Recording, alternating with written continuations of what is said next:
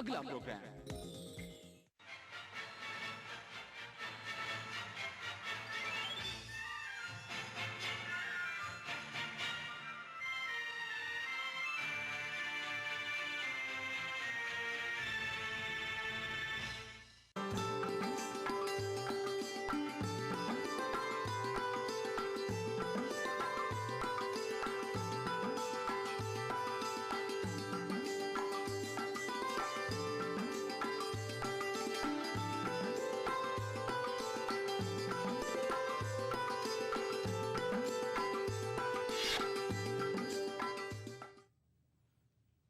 नाज़रीन आदाब, BT उर्दू कश्मीर के साथ मैं हूं सैयद काजिम शर्फी। सबसे पहले सुर्खियों पर एक नजर। पाकिस्तान ने करगिल में की जंगबंदी की खिलाफ वर्जी, मुंह तोड़ जवाब देने की हिंदुस्तान की धमकी।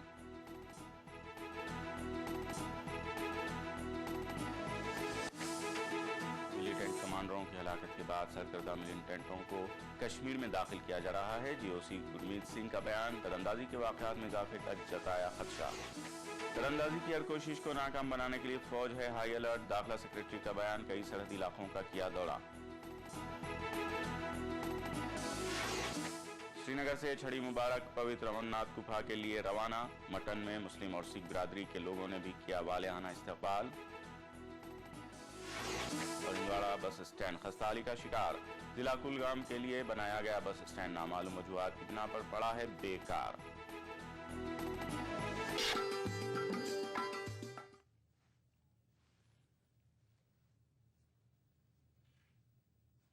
और अब तफसीलात। पाकिस्तान ने 14 साल के वक्फे के बाद करगिल सेक्टर में जंगबंदी की खिलाफ वर्जी की है। दिफाई ज़राए के मुताबिक पाकिस्तानी फौज ने करगिल सेक्टर के दराज और कक्सर इलाके में छोटे और ऑटोमेटिक वेपन से फायरिंग की। इसके अलावा हमीरपुर और मेंढर इलाके में भी सीज फायर की खिलाफ वर्जी की गई। जम्मू कश्मीर के इलाके में पाकिस्तान मुसलसल जंगबंदी की खिलाफ वर्जी कर रहा है। एक मामला अभी सर्द नहीं हो रहा है कि पाकिस्तान दूसरा उठा रहा है। इस बार पाकिस्तान ने करगिल के इलाके में जंगबंदी मुआहदे की खिलाफ वर्जी की है। दिफाई ज़राए के मुताबिक पाकिस्तानी फौज ने जुमेरात की रात करगिल सेक्टर के दरास इलाके में ऑटोमेटिक वेपन से फायरिंग की, जिसका हिंदुस्तानी फौजियों ने जवाब भी दिया। करगिल के ही कक्सर इलाके में भी पाकिस्तानी फौजियों ने जंगबंदी की खिलाफ वर्जी की। गुज़िश्ता शब भी पाकिस्तानी फौज ने पुंछ जिले के हमीरपुर और मेंढर के इलाके में जंगबंदी की खिलाफ वर्जी की। वज़ारत दिफा के तर्जुमान SN आचार्य के मुताबिक पाकिस्तानी फौज ने गुज़िश्ता शब 9:45 पर छोटे हथियारों से हिंदुस्तानी चौकियों को निशाना बनाया। पाकिस्तान की मुसलसल खिलाफ वर्जियों पर हिंदुस्तान ने मुंह तोड़ जवाब देने की धमकी दी है। देखिए, कहीं किसी भी जगह अगर हमारी LOC का उल्लंघन होता है, अगर हमारी सीमा रेखा का उल्लंघन होता है, तो इसे किसी कीमत पर बर्दाश्त नहीं किया जाएगा। प्रधानमंत्री जी का व्यू भी इस मामले में एकदम स्पष्ट है, उन्होंने बोला। रक्षा मंत्री जी ने भी स्वयं इस चीज को बोला है। 0 टॉलरेंस है LOC के वायलेशन के लिए। कहीं भी किसी किस्म की कोई भी गतिविधि सीमा पार से वो बर्दाश्त नहीं की जाएगी और उसका करारा और मुंह तोड़ जवाब दिया जाएगा। हमारे संयम की परीक्षा न ली जाए और न इसको हमारी कमजोरी समझा जाए, उसका मुंह तोड़ जवाब मिलेगा। दिफाई माहिरीन ने भी पाकिस्तान के इस इक़दाम को खतरनाक और तशवीशनाक बताया कि अर्थात अभी तक हम सोच रहे थे कि मान लीजिए कि टेररिज्म हो या इन्फिल्ट्रेशन, कि ये गैर राष्ट्र गुट कर रहा है और उनका हेडक्वार्टर मुरीद के में है या रावलपिंडी केवल उनको समर्थन दे रहा है। रावलपिंडी जो है पाकिस्तान का फौज का हेडक्वार्टर है। पर अगर कारगिल में इस प्रकार का एक प्लान्ड वायलेशन हुआ है तो उससे हम निष्कर्ष यही कर सकते हैं कि रावलपिंडी से कुछ संकेत आया है, आदेश आया है और पाकिस्तान का जो फौज है वो इस प्रकार के कदम उठा रहे हैं। पाकिस्तान फायरिंग खोलता रहेगा, सेक्टर्स में खोलता रहेगा, घुसपैठ कोशिश करेगा, लोग अंदर आए और वो डराने की भी कोशिश करेगा, क्योंकि अब अफगानिस्तान से उसका जिहादी फोर्स भी फ्री हो गया है और उसके पास एक चॉइस है कि या तो वो पाकिस्तान के अंदर पाकिस्तान को तोड़े या उसका रुख भारत की तरफ जिहाद फोर्स को मोड़ दिया जाए। पाकिस्तान आर्मी उसको सपोर्ट करती है, पाकिस्तान आर्मी का जिहादी फोर्स हिस्सा है, दोनों मिलके एक साथ वही काम कर रहे हैं। हाजिर है कि 14 बरस कबल 1999 में भी हिंदो पाक करगिल में आमने सामने हुए थे। तब हिंदुस्तानी फौज ने पाकिस्तान के दांत खट्टे कर दिए थे। Bureau report, ETV news.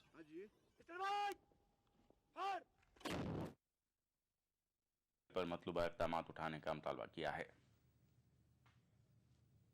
के विषय के ऊपर भी अभी हमला हो रही है, उधर भी सीज फायर वायलेशंस हो रही है। इससे और सिंबॉलिकली बात अगर बोलें, इससे और ज़्यादा हमें भारत देश को धमकी देने वाले बात पाकिस्तान कर नहीं सकते। इसके ऊपर सरकार तुरंत रिस्पॉन्ड करना पड़ेगा और इसके ऊपर फर्मली पाकिस्तान से प्रश्न उठाना चाहिए कि क्या हो रही है। जम्मू में एलओसी पर फायरबंदी की खिलाफवर्जी की वजह से काफी कशीदगी है। उधर कश्मीर में फौज सरहद पर दरअंदाजी की किसी भी कोशिश को नाकाम बनाने के लिए हाई अलर्ट है। फौजी ओहदेदारों का कहना है कि सरकर्दा मिलिटेंटों को कश्मीर में दाखिल करने की कोशिशें की जा रही हैं ताकि मिलिटेंट लीडरशिप के मारे जाने से पैदा होने वाले खला को पूरा किया जा सके। आर्मी कंटोनमेंट बादामी बाग श्रीनगर में बड़ी तादाद में डिस्प्ले के लिए रखे गए ये हथियार और गोला बारूद कश्मीर में मिलिटेंटों की जानिब से तखरीबी कार्रवाइयाँ अंजाम देने के मंसूबों को साबित करने के लिए काफ़ी हैं। यह हथियार गुज़िश्ता 1.5 माह के दौरान ही शुमाली कश्मीर में 16 कार्रवाइयों में जब्त किए गए हैं। इन कार्रवाइयों के दौरान 28 मिलिटेंट मारे गए हैं, जिनमें 18 एलओसी पर ही हलाक किए गए हैं। हाल ही में केरन में दरअंदाजी की एक कोशिश को नाकाम बना के 4 मिलिटेंटों को हलाक किया गया था। दिलचस्प बात यह है कि मारे गए एक मिलिटेंट की उम्र 55 साल थी। फौज का कहना है कि मिलिटेंट मारे गए मिलिटेंट लीडरशिप की खला को पुर करने के लिए पाकिस्तान सीनियर मिलिटेंटों को कश्मीर में दाखिल करने की कोशिश कर रहा है। जून 24 से लेकर आपकी आर्मी ने 28 टेररिस्ट को मारा है, जिसमें 18 एलसी के एरिया में और 10 हिंटरलैंड के एरिया में मारे हैं। मैं ये बताना जरूरी समझता हूं कि इस 28 पे 8 वो टेररिस्ट हैं जिनको एनकाउंटर में गोली लगी थी और एलसी के पास पे जाकर वो मर गए थे और उसकी रिपोर्ट्स हमारे पास में हैं। इस दौरान एलसी में 9 ऑपरेशन किए थे जो सक्सेसफुल थे और हिंटरलैंड में 7 सक्सेसफुल ऑपरेशन आपकी आर्मी ने किए हैं। इस दौरान सोपोर में भी ऑपरेशन के दौरान 4 टेररिस्ट ऑपरेटिव्स को एप्रीहेंड किया था, जिनके नापाक इरादे थे, जिन्होंने हमारे एसपीओ और सरपंच को मारा था। फौज का कहना है कि सरहद पर दरअंदाजी के वाकयात में आने वाले दिनों में इजाफा हो सकता है। उनका कहना है कि एलओसी के उस पार मिलिटेंट कैंपों में सरगर्मियां बढ़ गई हैं। अगरचे हालिया दिनों में कश्मीर में फायरबंदी की कोई खिलाफ वर्जी नहीं हुई है, ताहम गुरमीत सिंह का कहना है कि फौज इस तरह की किसी भी कार्रवाई का मुकाबला करने के लिए पूरी तरह तैयार है। There is a high alertness on the LC. There has been a continuous efforts for infiltration. The activities in Launchpad are slightly hiked up. I am also aware about the visit of senior terrorists and the coordination which is being done other side. And I am cautious, and it's a matter of commitment that we'll maintain an effective counter-infiltration grid in this area. Our drills and procedures of ceasefire violation is well rehearsed. There will be an appropriate response. जेओसी ने पाकिस्तानी शहरियों को अगवा करके उन्हें मार डालने के पाकिस्तानी इल्जामात को भी मुस्तरद कर दिया है। सिंह ने कहा कि फौज ने सही इनकाउंटरों में मुसल्लह मिलिटेंटों को हलाक किया है। ETV news, Srinagar. मरकजी दाखिला सेक्रेटरी अनिल गोस्वामी ने जुमे को जम्मू के आरएसपुरा इलाके में सरहदी इलाकों का दौरा किया। गोस्वामी ने फायरिंग के हालिया वाक़यात से पैदा शुदा सूरत हाल और सिक्योरिटी सूरत हाल का जायजा लिया। दौरे के बाद मीडिया से बात करते हुए गोस्वामी ने कहा कि सरहद पर फौज चौकस और हाई अलर्ट है और दरअंदाजी की कोई भी कोशिश कामयाब नहीं हुई है। गोस्वामी ने कहा कि सरहद पर सिक्योरिटी मजीद बढ़ा दी गई है। दाखिला सेक्रेटरी ने बैनुल-अक़वामी सरहद पर बीएसएफ के आला अहदेदारों से तबादला ख्याल किया और सूरत हाल का जायजा लिया। उनके हमरा कई आला रियासती और मरकजी अहदेदार भी थे। मैं बॉर्डर पे खासकर उस सेक्टर में जिसमें बीएसएफ तैनात है जायज़ा लेने आया हूँ। यहाँ का दौरा मैंने कर लिया है। जम्मू फ्रंटियर के बीएसएफ के आईजी साहब एसएस तोमर मेरे साथ हैं। उनके अलावा जम्मू के डिविजनल कमिश्नर साहब श्री शांत मनु और जम्मू जोन के आईजीपी श्री राजेश मेरे साथ हैं, बाकी अफसर भी हैं। हम सब लोग यहाँ पर जायज़ा लेने आए हैं। यहाँ से वापस हम बीएसएफ फ्रंटियर हेडक्वार्टर पर जाकर आपस में चर्चा करेंगे और उसके बाद ही मैं किसी नतीजे पे पहुंच सकूंगा। हुर्रियत कॉन्फ्रेंस के चेयरमैन मौलवी उमर फारूक ने हिंदू पाक पर जोर दिया है कि वो सड़क पर बढ़ रहे तनाव को कम करें। मीरवाइज जामे मस्जिद श्रीनगर में खुतबा जुमा दे रहे थे। हुर्रियत चेयरमैन ने कहा कि मसले कश्मीर को हल करने के लिए हिंदू पाक को बामाना मुज़ाकरात का अमल शुरू करना चाहिए।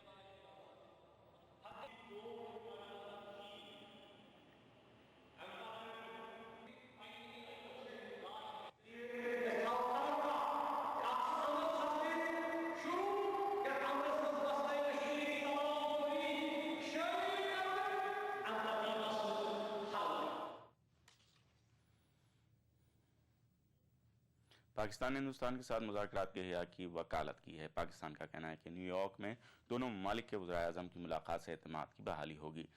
पाकिस्तानी वज़ारत ख़ारजा के तर्जुमान एजाज चौधरी ने कहा कि न्यूयॉर्क में दोनों ममालिक के वज़ीर-ए-आज़म की मुलाकात एतमाद की बहाली, ताल्लुकात को इस्तवार करने और तामीरी मुज़ाकरात का आगाज़ का एक बेहतरीन मौका है। दूसरी जानिब हिंदुस्तान ने पाकिस्तान से मुज़ाकरात को मुस्तरद कर दिया है। वज़ीर ख़ारजा सलमान खुर्शीद ने कहा कि जब तक पाकिस्तान से हालात मामूल पर नहीं आते मुज़ाकरात नहीं किए जाएंगे। We have all the channels open with India. We have the diplomatic channels which are always talking to each other, and then there are military channels too. It is a general desire on the part of Pakistan not to have tensions, to have peace, and I think it's part of the vision that our Prime Minister has for our region, for our country. और आपने देखा कि हमने बार बार ये कहा है कि अभी शायद समय नहीं है ये चर्चा का, खुली चर्चा का, कि बातचीत हो, अगर हो तो किस स्तर पर हो, और हो तो किस सीमा तक हो, और हो तो कब हो।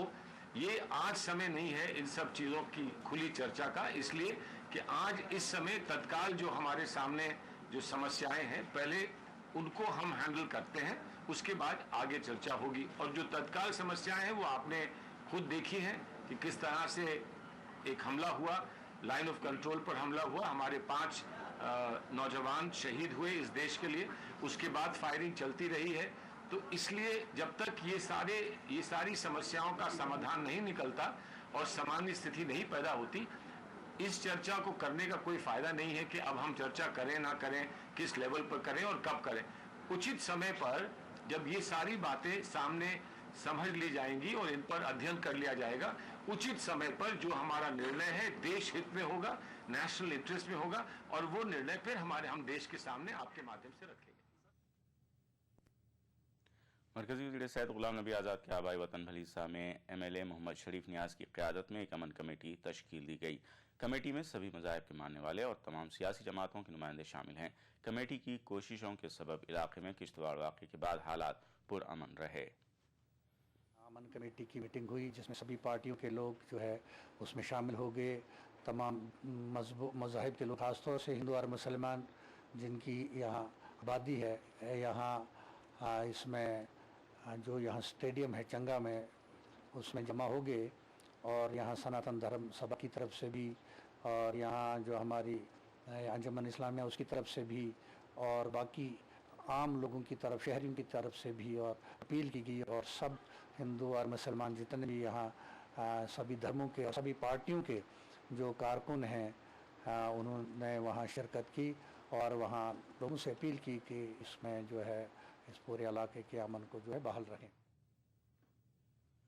कुपवाड़ा जिले में ज़राई अराजी पर गैरकानूनी तजावुज़ात तामीर करने का सिलसिला जारी है। तजावुज़ात से जिले में ज़राई अराजी का रकबा सुकरता जा रहा है। जिले में अनाज की पैदावार में भी कमी आ रही है। इंतजामिया का कहना है कि वो इस गैरकानूनी काम को रोकने के लिए इक़दाम कर रही है।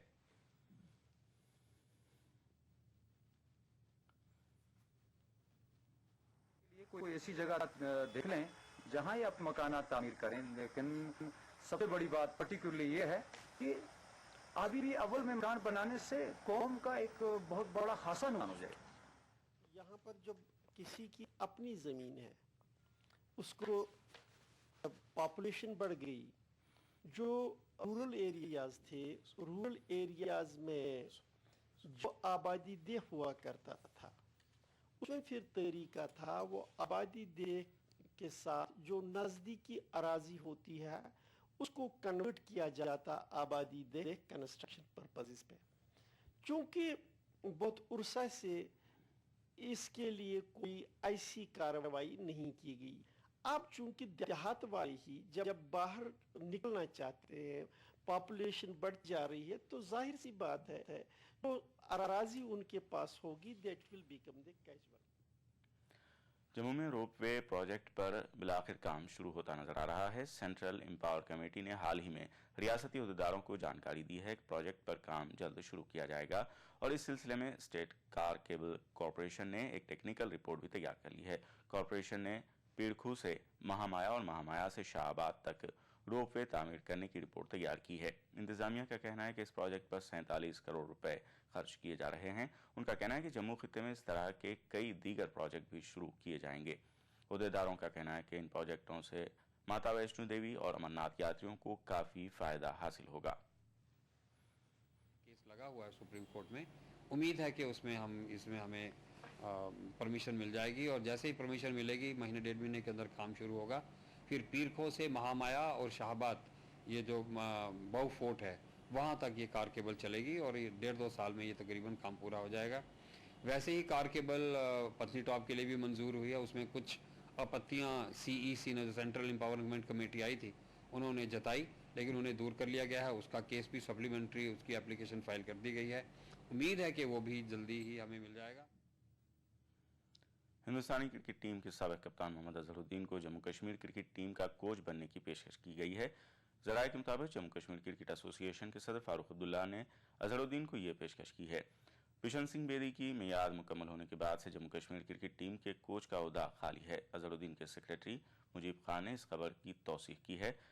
ताहम उन्होंने कहा कि अजहरुद्दीन ने अभी इस सिलसिले में कोई फैसला नहीं किया है। उधर BCCI के एक एहलकार के मुताबिक अजहरुद्दीन BCCI की इजाज़त के बगैर क्रिकेट में किसी भी रोल में वापसी नहीं कर सकते हैं।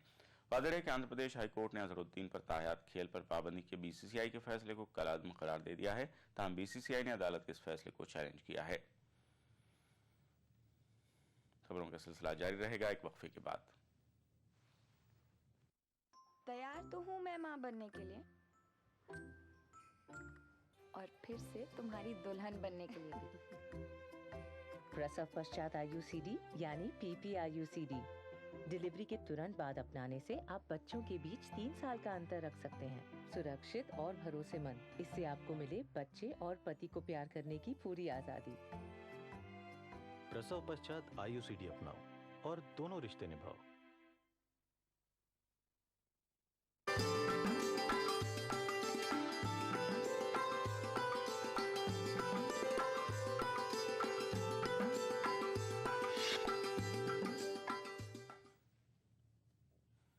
ET उर्दू कश्मीर में एक बार फिर आपका खैर मकदम है। छड़ी मुबारक पवित्र अमरनाथ गुफा के लिए रवाना हो गई है। इस सिलसिले में जुमे की सुबह श्रीनगर के अखाड़ा बिल्डिंग मंदिर में खुसूसी पूजा का एहतमाम किया गया। पूजा में बड़ी तादाद में साधुओं और मकामी हिंदू बिरादरी के लोगों ने शिरकत की। पूजा के बाद जय बोले के नारों के बीच छड़ी मुबारक रवाना की गई। महंत दीपेंद्र गिरी की क़यादत में छड़ी मुबारक रवाना हुई। छड़ी मुबारक 21 अगस्त को रक्षाबंधन के रोज पवित्र गुफा में पहुंच जाएगी।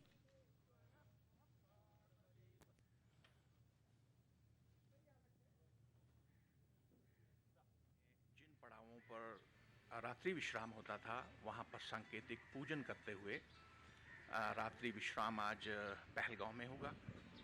16 अगस्त दशमी को पहलगांव में, एकादशी भी पहलगांव में, द्वादशी की रात्रि चंदनवाड़ी और उसके पश्चात त्रयोदशी की रात्रि हम विश्राम करेंगे शेषनाग में, चतुर्दशी को पंचतरनी और अंततः श्रावण पूर्णिमा जो कि इस वर्ष 21 अगस्त को है पवित्र छड़ी मुबारक को गुफा में लेकर जाया जाएगा और वहाँ पर वैदिक मंत्रोच्चारण से मुख्य पूजन छड़ी मुबारक का किया जाएगा।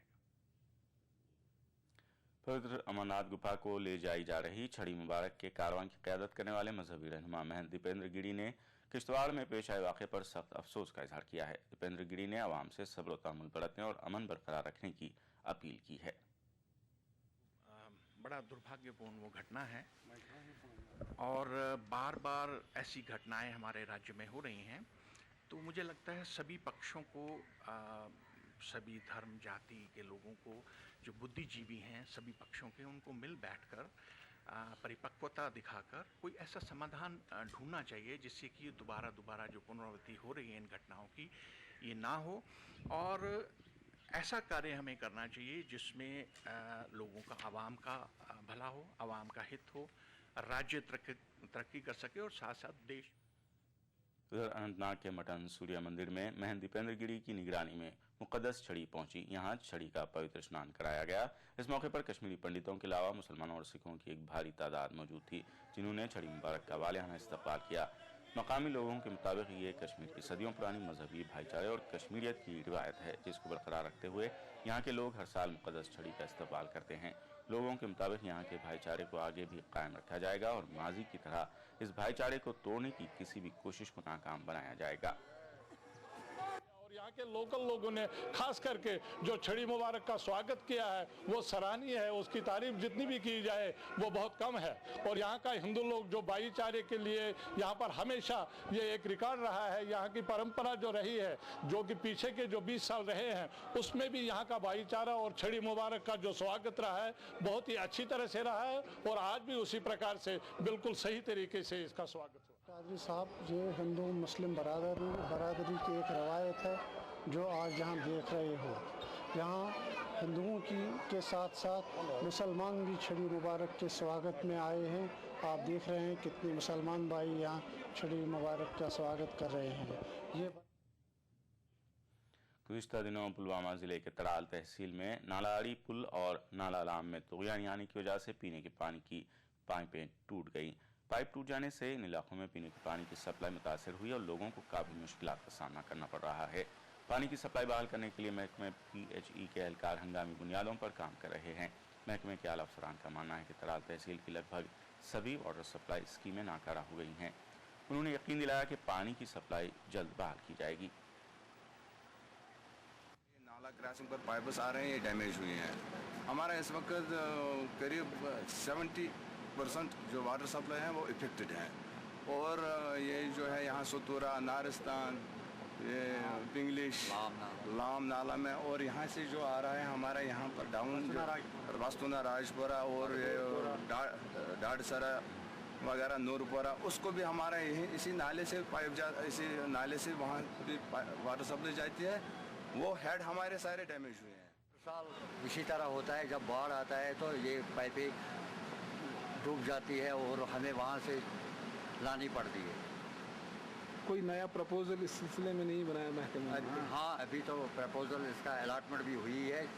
1-2 महीने के अंदर अंदर वो काम शुरू हो जाएगा। हिंदवाड़ा बस अड्डे की नागुफ्ताबा हालत की वजह से ट्रांसपोर्टरों के साथ साथ मुसाफिरों को भी काफ़ी मुश्किलात का सामना करना पड़ रहा है। मामूली सी बारिश के दौरान ये बस अड्डा तालाब की सूरत इख्तियार कर लेता है। पिछले 4 साल से महकमे R&D ने इस बस अड्डे की तामीर का काम हाथ में लिया है, लेकिन ये मुकम्मल होने का नाम ही नहीं ले रहा है। ट्रांसपोर्टरों के साथ साथ राहगीरों को भी बस अड्डे में दाखिल होते वक्त इंतहाई तकलीफदेह सूरत हाल का सामना करना पड़ रहा है। इस मामले को जब ETV ने डिप्टी कमिश्नर कुपवाड़ा की नोटिस में लाया तो उनका कहना था कि फंड्स वागुजार न होने की वजह से बस अड्डे की तामीर में ताखीर हो रही है। सफर कराया मामूली मौसम गसान खराब गरम मगर गरमस मज बढ़िया पत्न फसे मे गूत जबरदस्त फस गाव बिचर सह गाव बिचर सह ड्रनस मज सह मसा मसा तम ड्रन मज खारन बह कि दो कम दो करो सह लगान शाम इन गाड़ पे हंदवाड़ा का ये नया अड्डा बन रहा है। इसके लिए हमने 91 कनाल जमीन खरीद ली है। उसमें हमने कंपनसेशन भी दिया है और इसमें वर्क्स भी हुए हैं। ये हमने पोजीशन ले ली है। ये चूँकि अर्बन लोकल बॉडी डिपार्टमेंट बना रहा है, इसमें टोल खर्चा जो है 15 R&D बना रहा है इसमें, लेकिन जो पैसा जो आ रहा था वो अर्बन लोकल बॉडी से आ रहा है। इसमें 15.43 करोड़ का एस्टिमेट कॉस्ट है। उसमें से एक इसी लॉक जिला कुलगाम के लिए बनाया गया जनरल बस स्टैंड बाज़ वजूहात की बिना पर बेकार पड़ा है, जिसकी वजह से न सिर्फ आम लोगों को मुश्किलात का सामना करना पड़ रहा है बल्कि काताजर यहाँ का ताजिर तबका भी इससे काफ़ी परेशान है। हुकूमत ने अगरचे लोगों की सहूलत के लिए एक नया बस स्टैंड तामीर किया, ताहम मुसाफिर बरदार गाड़ियाँ यहाँ नहीं ठहरती। बस स्टैंड के ताजरों और मुसाफिरों ने इंतजामिया और हुकूमत से काफ़ी नाराज़गी जताई है। ऊपर से गाड़ियाँ नहीं मिल रही है, अभी बारिश हो रही है, यहाँ धूप कल तक धूप था और परसों तक रमज़ान था और रोज़ों में भी हमें यहाँ तक पैदल चल कर आना पड़ता है। लेडीज़ सवारी हैं जिनके पास बच्चे होते हैं उनको काफ़ी मुश्किलात का सामना करना पड़ता है। यहाँ तक ऊपर मतलब ऊपर जो बस स्टैंड है वहाँ से लेकर यहाँ तक मतलब 1.5 किलोमीटर पैदल चल कर आना पड़ता है। 4 दिन यहाँ पे बनाते हैं, फिर वहाँ पे शिफ्ट करते हैं, फिर यहाँ से वहाँ शिफ्ट करते हैं। इससे यहाँ पे सारे सर हो जाते हैं, शॉपकीपर सर हो जाते हैं, पब्लिक सर हो जाता है। ईटीवी उर्दू की 12वीं सालगिरह के सिलसिले में ईटीवी हेडक्वार्टर वाक़ रामोजी फिल्म सिटी हैदराबाद में एक तकरीब का एहतमाम किया गया। ईटीवी उर्दू और हिंदी चैनल्स के हेड जगदीश चंद्र तकरीब में मेहमान खुसूसी थे। इस मौके पर जगदीश चंद्र के अलावा ईटीवी नेटवर्क के एडिटर राजेश रैना, ईटीवी उर्दू और ईटीवी नेटवर्क के जिम्मेदारान और अहलकार मौजूद थे। वाज़ेह है कि 15 अगस्त को ईटीवी उर्दू ने अपने 12 साल मुकम्मल किए हैं। इस सिलसिले में ईटीवी को समाज के मुख्तलिफ तबक़ात से मुबारकबाद और नेक ख्वाहिशात के पैगाम भी मौसूल हुए। और अब चलते चलते पेश है नवीद सुबह। आदाब।